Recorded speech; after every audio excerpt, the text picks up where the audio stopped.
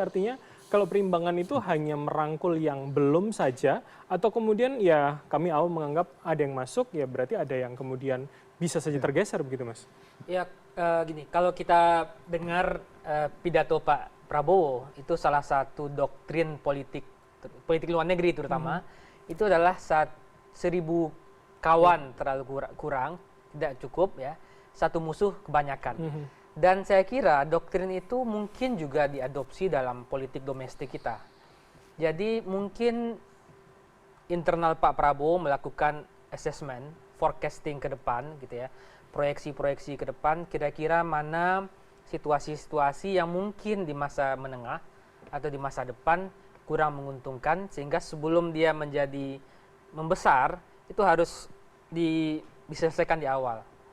Dan saya kira mungkin proses abolisi dan amnesti ini juga adalah salah satu cara Pak Prabowo untuk memastikan politik yang stabil lah gitu. Itu yang pertama. Yang kedua, ini kan terkait salah satu epicentrum politik ini, Pak Hasto, Sekjen PD Perjuangan, yang sampai sekarang pun sekjennya belum ditunjuk oleh Bu Mega. Artinya kan ini figur yang nggak main-main, ini figur penting di PD Perjuangan. Kenapa? Karena kalau misalnya figurnya dianggap nggak penting, pasti sekjennya udah diganti. Buktinya Bu Mega justru mengemban merangkap sebagai sekjen. Jadi menurut Anda itu langkah yang tepat yang kemudian kedua, untuk memberikan Pak Tom Lembong. Tom Lembong juga penting ya, karena dia terutama bagi kelompoknya atau para pendukungnya Pak Anies. Co-pilot tuh. Nah, jadi dengan merangkul dua kelompok penting dan besar dalam politik kita ini, tentu juga saya kira Pak Prabowo ingin memastikan semua under control gitu. Oke, tapi menurut Anda, proyeksi Anda itu akan bisa bergabung harmonis begitu di dalam satu Belum rangkulan? tentu, karena kan sekarang mungkin masuk pada fase kolaborasi.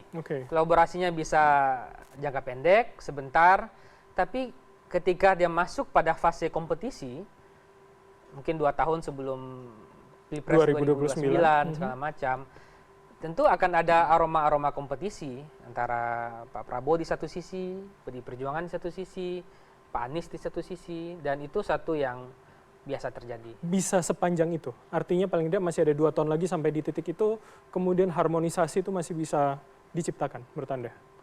Ya, setiap presiden tentu ingin memastikan semua bisa dirangkul, diajak bekerja sama, diajak bicara, dan bagaimana menyatukan kepentingan-kepentingan itu sehingga presiden bisa kuat gitu.